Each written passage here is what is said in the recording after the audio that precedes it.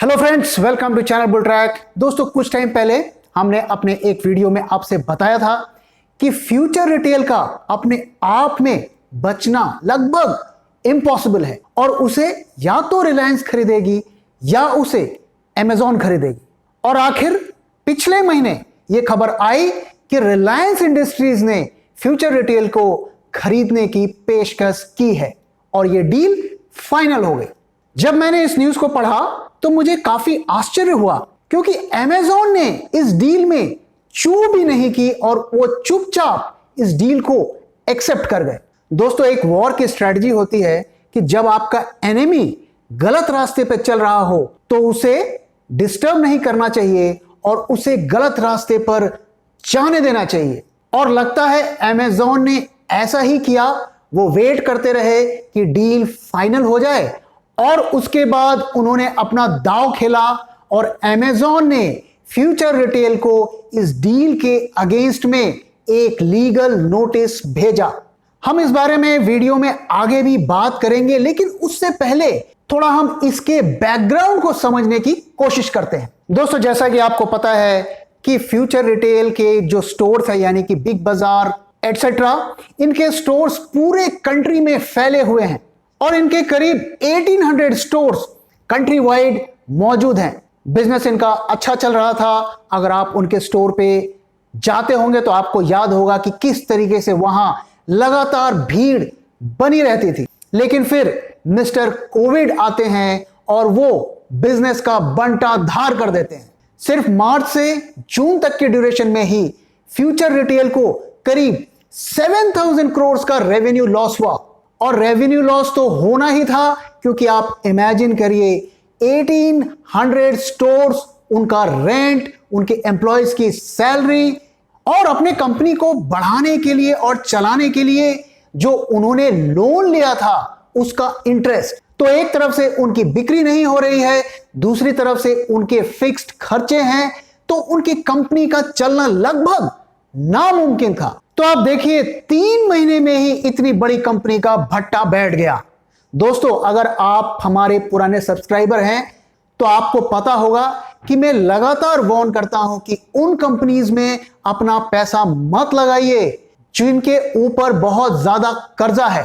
क्योंकि दोस्तों, हमेशा याद रखिए, जो लोग कर्जे के पैसे से महंगे कपड़े पहनते हैं वो एक दिन नंगे हो जाते हैं। दोस्तों, मीडिया में कुछ ऐसी खबरें आई कि बियानी साहब ने पहले अमेजॉन को अप्रोच किया था और अमेजॉन को ऑफर दिया था कंपनी को बाय आउट करने के लिए, लेकिन अमेजॉन ने इसके लिए एग्री नहीं किया।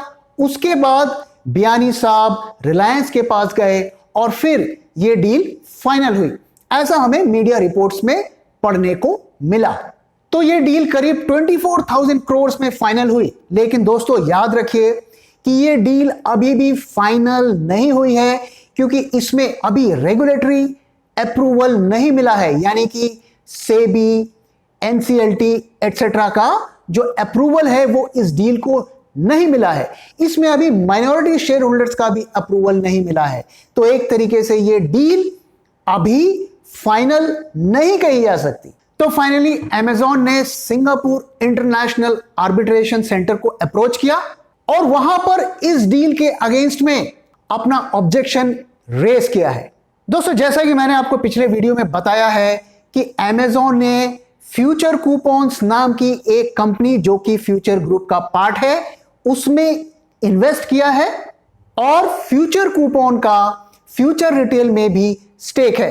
तो एक तरीके से अमेजॉन की इनडायरेक्ट ओनरशिप बनती है फ्यूचर रिटेल में। और as per the agreement Amazon को यह राइट दिया गया है कि वो चाहे तो वो फ्यूचर रिटेल में अपना स्टेक बढ़ा सकते हैं। तो उनके पास फर्स्ट राइट ऑफ रिफ्यूजल और फर्स्ट राइट टू इन्वेस्ट, दोनों राइट्स कॉन्ट्रैक्ट में मौजूद हैं। इसके अलावा एक और बात गौर करने वाली है कि अमेजॉन ने काफी पैसा फ्यूचर रिटेल में लगाया है उसके बिजनेस को बढ़ाने के लिए। यहां पर एक बात गौर करिए दोस्तों, अमेजॉन ने इंडियन कोर्ट्स में लीगल एक्शन नहीं लिया है, बल्कि उन्होंने सिंगापुर में यह लीगल एक्शन लिया है। क्योंकि आप जानते हैं उन्होंने ऐसा क्यों किया है, मुझे बताने की जरूरत नहीं। अब आप में से शायद कुछ लोग सोच रहे होंगे कि क्या फर्क पड़ता है, बाहर में कहीं भी केस कर दो, इंडिया में तो केस नहीं है ना। दोस्तों ऐसा नहीं होता है। अलग अलग जो आर्बिट्रेशन सेंटर्स होते हैं, बहुत सारे लोग सिग्नेटरी होते हैं और उनके फैसलों को उन कंट्रीज के कंपनीज को मानना पड़ता है। अगर आप न्यूज फॉलो कर रहे हैं तो रिसेंटली ही वोडाफोन ने इंडियन गवर्नमेंट के अगेंस्ट में एक केस जीता है। मैं आपको एक और एग्जांपल देता हूं। चाइनीज बैंक ने जो केस किया है अनिल अंबानी के ऊपर, वो केस लंदन में ही चल रहा है और इस तरीके की जो लीगल प्रोसीडिंग्स होती हैं उसे इंडियन प्रोमोटर्स भी इग्नोर नहीं कर सकते। तो दोस्तों ये कोई छोटी मोटी घटना नहीं है और इसे हर कंपनी को सीरियसली लेना पड़ता है। अब दोस्तों आइए अब बात करते हैं कि यहां से आगे क्या हो सकता है। देखिए दोस्तों, सबसे पहले ये बात गौर करने वाली है कि ये लड़ाई अमेज़न और फ्यूचर ग्रुप के बीच में नहीं है। ये लड़ाई अमेज़न के जेफ बेजोस और रिलायंस के मुकेश अंबानी के बीच में है। दोस्तों जेफ बेजोस वो आदमी है जिसने एक छोटे से कमरे से अपने बिजनेस को शुरू किया और आज उनकी कंपनी की वर्थ 225 बिलियन यूएस डॉलर्स की है। तो आप इमेजिन करिए कि जेफ बेजोस ने वहां से शुरुआत की जहां पर वो अमेज़न के पैकेट्स की खुद पैकिंग किया करते थे। वहीं अगर हम मुकेश अंबानी की बात करें तो मुकेश अंबानी भी एक बहुत बड़े इंडस्ट्रियलिस्ट हैं। लेकिन दोस्तों एक बात ध्यान में रखिए कि उन्हें एक बनी बनाई कंपनी मिली जिसको वो आज तक चला रहे हैं। और अगर आप उनका ट्रैक रिकॉर्ड देखें तो आज तक उन्होंने एक भी सक्सेसफुल कंपनी नहीं बनाई है। और आज परिस्थिति यह हो गई है कि उन्हें अपनी कंपनी चलाने के लिए घर का सामान बेचना पड़ रहा है, यानी उनके कंपनी के एसेट्स को बेचना पड़ रहा है। अगर हम इन दोनों कंपनीज को कंपेयर करें तो रिलायंस का जो मेनली बिजनेस है, कंट्री ऑफ ऑपरेशन है, वो सिर्फ इंडिया है, जबकि अमेज़न वर्ल्ड के टॉप 7 कंट्रीज में अपना बिजनेस करती है। तो मुकेश अंबानी का मुकाबला कोई नत्थु पान वाले के साथ नहीं हो रहा है, इस बात को ध्यान में रखें। और मैं आपको एक और बात बता देता हूं कि रिलायंस इंडस्ट्रीज को जो एक टेक कंपनी बनाने की कोशिश की जा रही है, वो कोशिश फेल होगी। क्यों फेल होगी? क्योंकि दुनिया की जितनी बड़ी टेक कंपनीज हैं उनके फाउंडर हमेशा एक टेकी ही रहे हैं। तो दोस्तों एक टेकी कभी भी एक मिठाई की दुकान नहीं चला सकता और एक मिठाई की दुकान चलाने वाला कभी भी एक टेक कंपनी नहीं चला सकता। तो गुरु ठोकताली। तो आइए दोस्तों अब बात करते हैं कि ये जो लीगल प्रोसीडिंग्स चल रही हैं इसका क्या आउटकम होगा। दोस्तों क्या आउटकम होगा ये हमें नहीं पता, क्योंकि हमारे पास सारी इंफॉर्मेशन नहीं है। कौन क्या सोच रहा है हमें नहीं पता, लेकिन पब्लिक डोमेन में जो भी इंफॉर्मेशन मौजूद है उसे हम ध्यान में रख के ये तो अटकल लगा सकते हैं कि ऊंट किस करवट बैठेगा। तो मैं आपके सामने कुछ पॉसिबिलिटीज को शेयर करता हूं और आप मुझे बताइए कि आपको क्या लगता है उसमें से कौन सी पॉसिबिलिटी होने की सबसे ज्यादा पॉसिबिलिटी है। पहली पॉसिबिलिटी तो यह है कि ये जो लीगल पूरा खेल चल रहा है ये किशोर बियानी और जेफ बेजोस का मिला जुला प्लान है। ऐसा मैं क्यों कह रहा हूं? क्योंकि देखिए दोस्तों, जेफ बेजोस ने काफी पैसा फ्यूचर रिटेल में लगाया है और फ्यूचर रिटेल और अमेज़न को, इन दोनों को एक दूसरे की जरूरत है। देखिए दोस्तों, अगर बियानी साहब अमेज़न के साथ जाते हैं तो इसमें अमेज़न को भी फायदा है और बियानी साहब को भी फायदा है, क्योंकि बियानी साहब इंडिपेंडेंटली इंडिया में काम करेंगे और उसमें पैसा अमेज़न का लगा रहेगा और अमेज़न भी अपने इंडिया बिजनेस में फ्यूचर रिटेल की सर्विसेज या उसके इंफ्रास्ट्रक्चर को यूज करेगा। तो ये दोनों के लिए एक विन विन पार्टनरशिप है। लेकिन अगर बियानी साहब मुकेश अंबानी या रिलायंस के साथ जाते हैं तो क्या होगा?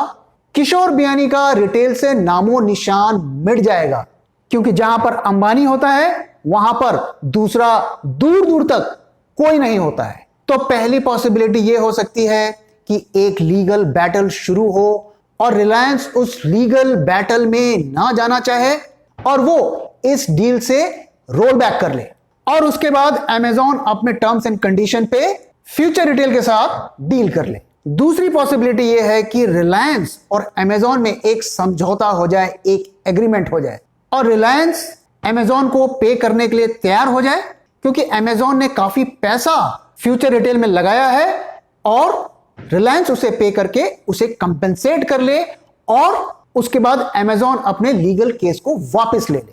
लेकिन दोस्तों इस पॉसिबिलिटी में प्रॉब्लम यह है कि रिलायंस के पास तो इस वक्त पैसे ही नहीं है, तो वो पैसे कैसे देंगे, और पैसे नहीं है इसी वजह से तो वो स्टेक सेल कर करके पैसे जुटा रहे हैं। तो मुझे इसकी पॉसिबिलिटी थोड़ी कम लगती है। तीसरी जो पॉसिबिलिटी है वो ये है कि अमेजॉन भी रिलायंस में इन्वेस्ट कर ले और ये लीगल प्रोसीडिंग्स को यूज करके अमेजॉन रिलायंस के साथ एक अच्छी डील तैयार कर ले। लेकिन दोस्तों रिलायंस और अमेजॉन एक कॉम्पिटिटर है, याद रखें, तो इसकी भी पॉसिबिलिटी मुझे थोड़ी कम लगती है। ये कुछ ऐसी ही बात होगी कि जैसे कांग्रेस और बीजेपी का अलायंस हो गया, तो इसकी पॉसिबिलिटी भी मुझे थोड़ी कम लगती है। तो आइए दोस्तों अब बात करते हैं कि फ्यूचर रिटेल के स्टॉक के साथ क्या करना चाहिए। दोस्तों हमने अपने पिछले फ्यूचर रिटेल के वीडियो में आपको एक ट्रेडिंग कॉल दिया था और कहा था अगर आप स्टॉक में शॉर्ट टर्म में काम करना चाहते हैं, और इसका शॉर्ट टर्म टारगेट हमने 165 रुपीज का दिया था और स्टॉक ने करीब 163 रुपीज का हाई लगाया और उसके बाद वहां से उसने रिबाउंड किया। उसी वीडियो में हमने अपने लॉन्ग टर्म इन्वेस्टर्स को यह सलाह दी थी और हमने कहा था कि आप इसे 130, 90, 70 और 50 इन 4 प्राइजेस में इसे एक्यूमुलेट करें। और रिसेंटली ही स्टॉक ने करीब 70 रुपीज का लेवल के आसपास घूम रहा था और हमें उम्मीद है कि due to this legal case इसका भाव थोड़ा और नीचे भी जा सकता है और 50 का लेवल भी टच कर सकता है। दोस्तों हमने आपको यह भी वार्न किया था कि शॉर्ट टर्म में यह स्टॉक आपको काफी पेन दे सकता है, लेकिन अगर आप एक लॉन्ग टर्म इन्वेस्टर हैं तो यह कंपनी एक वेल्थ क्रिएटर साबित हो सकती है। ऐसा हम क्यों कह रहे हैं? क्योंकि दोस्तों इस कंपनी के पास रिटेल और ई कॉमर्स का बैकबोन है, इंफ्रास्ट्रक्चर है। तो फ्यूचर रिटेल एक ऐसे बच्चे की तरह है जिसे 2 बहुत ही शक्तिशाली लोग गोद लेना चाहते हैं, क्योंकि उन्हें पता है कि यह उनकी किस्मत को बदल सकता है। तो अगर आपने स्टॉक में पोजीशन बनाई है तो दिए हुए लेवल पर आप पोजीशन बना सकते हैं और उसके बाद उसे लॉन्ग टर्म तक होल्ड करिए।